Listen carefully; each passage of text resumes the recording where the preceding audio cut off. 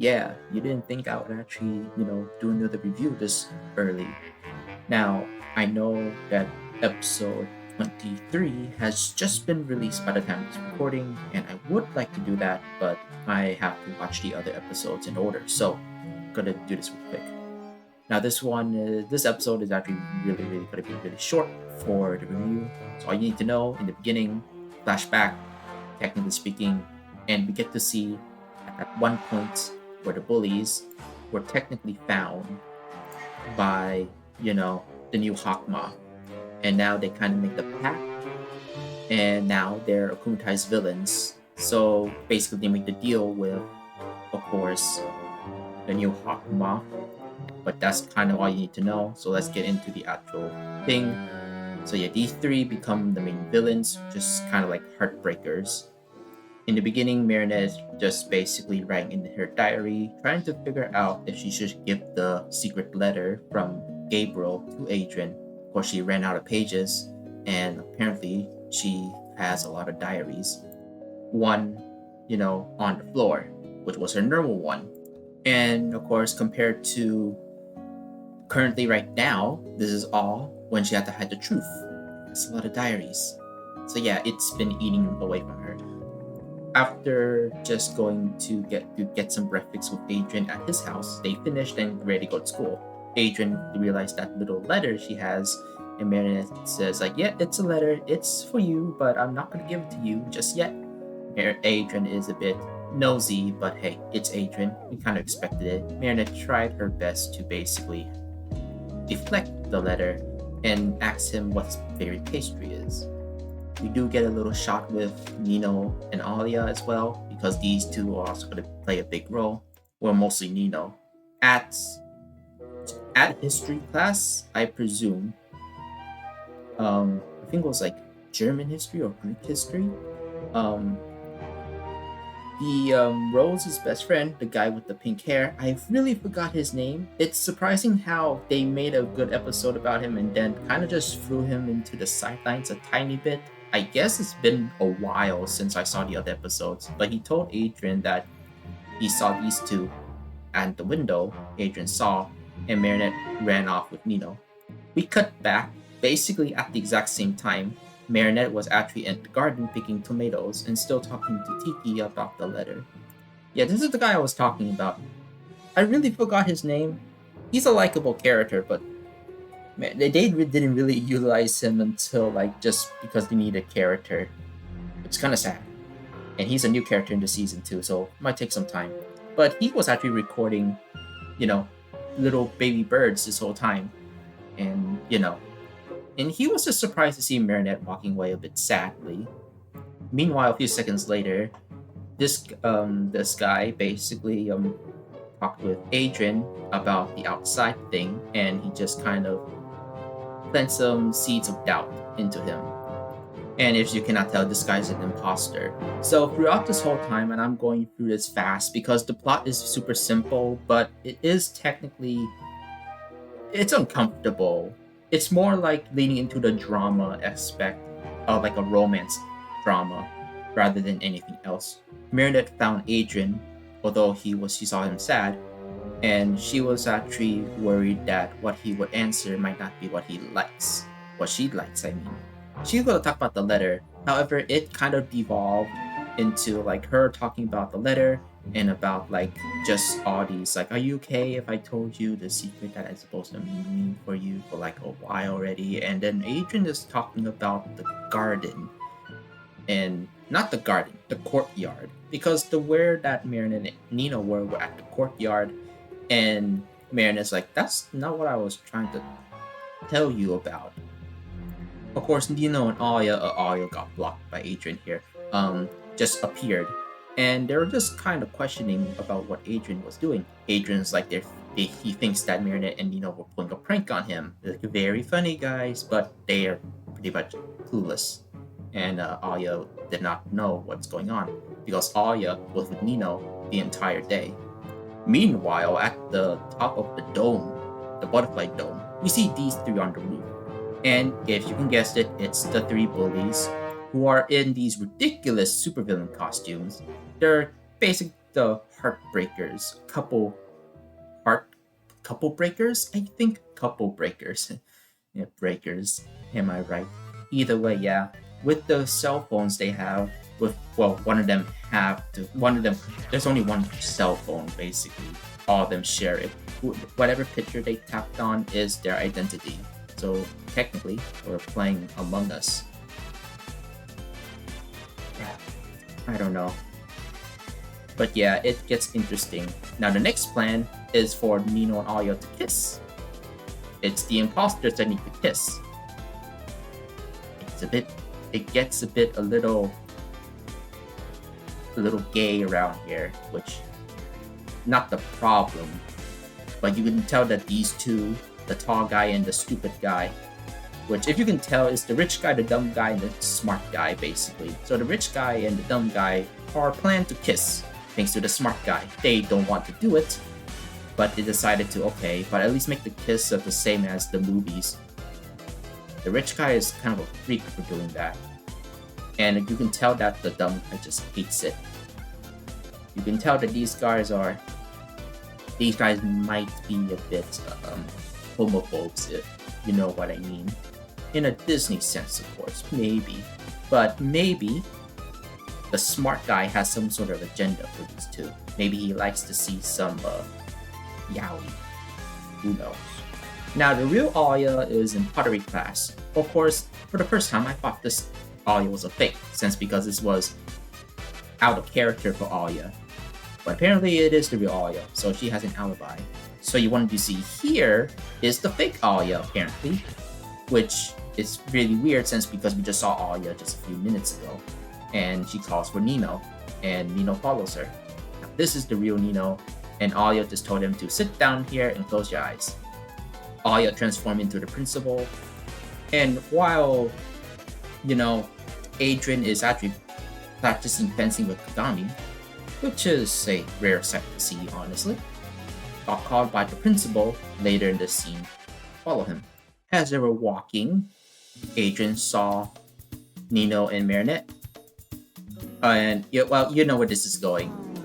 Like the movies, they say. And to be honest, okay, so you guys might already know these guys are the imposters, but come on. You can't tell me that these two imposters were actually loving it. I don't know. But these two are actual guys in disguise, and they seem to be enjoying it. That's all I'm saying. And of course, you can tell that Adrian was pretty heartbroken, shocked, all emotions just flying. And of course, betrayal from both of them, your lover and your best friend. This is some sort of like fanfic of a you-know-what from out there, and honestly, some messed up dude at Disney got this past the green light for some reason and somehow, because you already know what type of thing this kind of goes for, and it's really brave of them. I don't know how I feel about that, but let's just continue going, I guess. Now, unfortunately, we kind of confront the real guys, except for maybe this Alya. This Alya might be a fake, honestly. I cannot really tell, because Alya was so much of a blank slate in this season, it's hard to tell if this is the real Alya or not. But either way, Nino and Marinette were just kind of confused, with Alya basically just... This imposter Alya, I'll say, was just making a kind of act, just feeling that she was betrayed by Nino. And Nino was just super confused on all of this. And of course, this Alya, real or fake, was just angry at Marinette and realizing these pastry details was just describing the two boys. Nino is not the brightest tool in the shed, so she has to explain the details to Nino, and Nino realized, and of course he says no still. These guys are still the imposters, of course, so they transform into these types of disguises just so like they can blend in. And I believe it's the smart guy, which is, I want to say Aurora, but that's not, I think it's Sublime. Yeah, Sublime, imposter Sublime. I don't know why I remember her name. I believe it's Sublime. It's Sublime.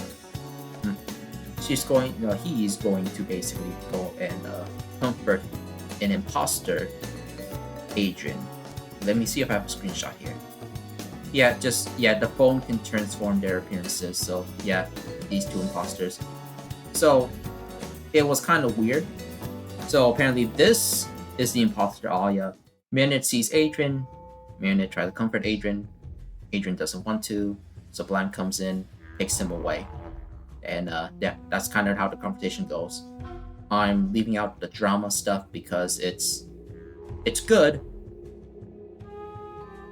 It's painful to watch and a little embarrassing to watch too. But it's so typical from any like Korean dramas, I guess. So there's that. If you guys are interested in that. So Adrian finds that guy.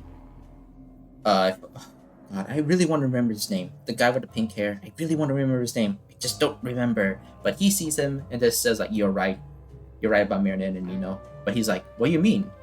You were at Greek history class and you told me to look out the window and see them, and yeah, you were right. They were just they were cheating on me." But he's like, "No, Marinette was with me the whole time, and I never took that class in my life. I was here looking at the baby birds." So Adrian was just like, "Yeah, you're lying, man." But no, he has actual proof and sees Marinette sad walking, and Adrian realized that he made a terrible mistake. Somewhat. So he's going to try to find Marinette and try to apologize to her. By the meantime, Adrian actually sees something suspicious through that door he's going to run into. He sees Sublime and his imposter self, and he's like, something's not right here. He sees Alya recording this, and he hides. So yeah, you kind of already know. Adrian was about to transform and stop these villains. However, he never had the chance to, because by the time they actually reveal their real identities, their powers just fade away. And they don't remember any of it. Like, they legit do not know anything what's going on. They only remember the deal they made with the supervillain. So they check their phone because that's basically the main source of their recordings right now. And yes, their plan worked. Once they leave, Adrian tries to rush into the building. You can see it's Lila, also known as a random person who I get the name. I feel like at this point I'm just gonna call her Lila because that's like the established name for her, even though it's a fake name. Oh yeah, Captain War transformation scene. It's a very, very long time we ever seen a actual Captain War transformation sequence, and it looks really good with some extra choreography into the transformation, just like with the other ones. He does feel sad, but it seems like when he transformed, he seems to be a bit happy for some reason. They added this cool kick sweep. I really like that. Marinette is basically just crying. Her heart's broken, and she feels like this is all a nightmare. Now, the reason why Captain War transformed now is because he sees a Mecha Kuma going into the building, and he realized that Marinette's there. Now, you might be wondering, is this going to be another fake out for Marinette to, just get akumitized, but she doesn't? Actually, this is the point where Marinette was basically at her lowest ebb at this point. And remember, you might think it's weird, but so the thing is, if you ever have been in a relationship, knowing that somebody just broke up with you on their own volition, and you did nothing wrong, there was just some misunderstandings, you might actually understand this. I do understand this to some extent. Technically kind of happened to me, but I got it reconciled already, so it's kind of awkward, but I know how Marinette feels here. And to be honest, while not exactly the same, remember these two are an actual couple, even without that little relation, honestly, for people who messed up in their relationships in a way. And of course, maybe they're in the wrong, it was just all misunderstandings. But the thing is that even though if that never happened, an official couple, if the one you love just breaks up with you, right, you'll still feel that. And Marinette is just feeling that right now. So at this point, she's basically up for the grabs for any negative emotions, and well, guess what? She fell into the dark side. Adrian tries his hardest Captain Noir transforms back to Adrian. He tries his hardest to actually like convince Marinette to fight the negative emotions and fight the control. Don't listen to them, all that stuff. But it actually did not go through to her. Marinette is too deep into darkness, her own negative emotions, that she cannot hear the outside. Usually, you can hear the outside at this point in time. Not Marinette. That's kind of where it kind of got dark. And we do get to see a moment if Marinette just has a very, very bad day, if this something actually happens. One thing is just losing Adrian, and it doesn't matter how, she will break down like this. Yeah, this scene was taking a long time, but throughout all this, it is heartbreaking and hard to see. You kind of want to hope that Marinette can fight it, or at least hope Adrian can break through to her, but failed. Both failed, and Marinette succumbed to the akumitization, now called Heartfixer. It's a simple but very cool design, honestly. Like, really cool. And gotta be honest here, you can tell that it's like you have to do sense of disbelief right here, because here's the thing, like the akumitized villain, because of how the ice thing works, you already know that New Hawkmoth knows that Adrian's Captain Noir, but apparently still needs a secret identity to be revealed for some reason. So Lila is just blind at that point. Don't know why. Throughout this whole time, the New Hawkmoth is trying to ask Marinette if she is Ladybug. However, Heartbreaker does not, and I mean does not, answer the question. She's at least self-aware about her secret identity, and technically speaking, it's basically futile. In her mind, while she is still basically in the darkest pits in her own heart right now, she knows that if of course she doesn't answer the question, maybe this New Hawkmoth would actually leave her alone, because she doesn't exactly want to hurt Adrian. But she wants to fix his mended broken heart too, because they're basically broken lovers now. Adrian, not even going to leave and transform, he actually just stays behind and actually convinces Marinette everything, tells her the whole truth of actually what happens, and saying that he is sorry for not trusting her. If you can see the irony in this, you could, because Adrian was the one who apologized and actually tells her the truth, and is actually pretty sorry for breaking her heart. Now, of course, that little secret that she was keeping from him this whole entire season, and last season possibly, that's gonna hurt really more when she's gonna tell the truth, huh? Thankfully, of course, Adrian did break through to Marinette at this point, and takes just one kiss to actually break the akumitization. True love does win, huh? It's pretty sweet. But there is an underlying bitterness from this, and if you know, this entire season there has been alluded to it. Yeah. Lila is just angry that she never got the question answered. Now, the three bullies were happy about the results. However, they noticed their plan failed because Adrian and Marinette are actually now together again, and everybody's cheering. They don't know why. And with a little mishaps, their phone fell into the drinking water. On the way home, they were just talking about some stuff and about that letter. Marinette says it's a poem, and Adrian liked to read it someday. Absolute lie. And Marinette talking to Alya about what happened today. She was about to give her Miraculous to Alya again, but Alya refuses that she didn't hurt anybody. But the underlining thing is that Adrian was the only one at that point, and the only one there, let's not forget, who actually helped break her out of it. She can't do anything by herself. If her emotions get to that level of darkness, despair, she won't break through. So there's another thing. She's not, invincible or anything. I'm not doing the title card, okay? It's not the real invincible. Now, about this letter, it's going to the hammer space. yeah, that's the episode. Overall, I'll say this is like a 7 out of 10. It's okay, although in some aspects it's a little, for the first time, it's technically a little cringe for me. But it does have those moments of like actual like romance dramas, of course, if you guys are into that.